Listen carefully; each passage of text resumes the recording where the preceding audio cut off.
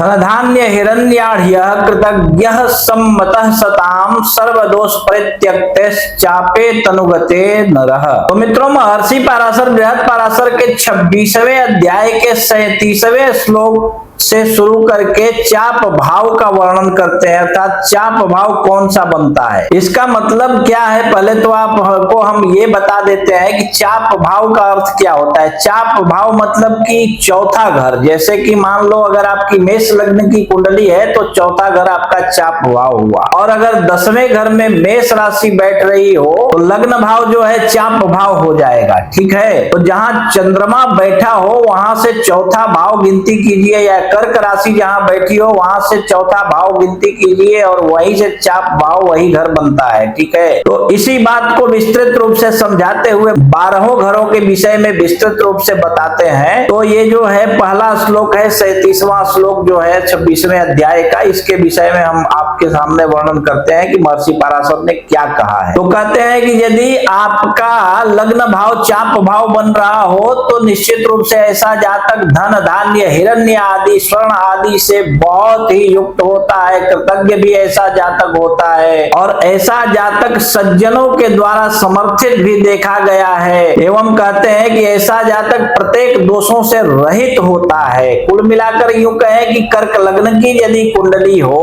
तो ऐसा होता है ऐसा जातक। ठीक है, तो इसी प्रकार आप भी अपनी कुंडली देख लीजिए और अपने बारे में स्वयं समझ लीजिए, और यदि इसके बाद भी आपको आपकी कुंडली समझ में ना आवे तो आप अपनी कुंडली किसी कुशल श्रेष्ठ अनुभवी विद्वान ज्योतिषी को दिखाइए, और कोई श्रेष्ठ विद्वान यदि आपको आपके आजू बाजू में न मिले तो आप अपनी कुंडली हमें दिखा सकते हैं। आप देश विदेश कहीं भी रहते हो, फोन कीजिए, फोन पर ही हम आपकी कुंडली देखकर एक एक बात विस्तार पूर्वक समझाकर बतला देंगे। ठीक है।